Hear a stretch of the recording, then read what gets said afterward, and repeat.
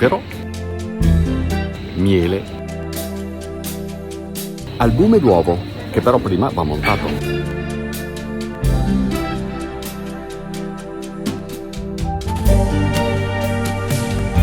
E poi ovviamente le mandorle, tante mandorle, milioni di mandorle. Prima di essere versate nell'impasto vengono tostate e poi selezionate una ad una.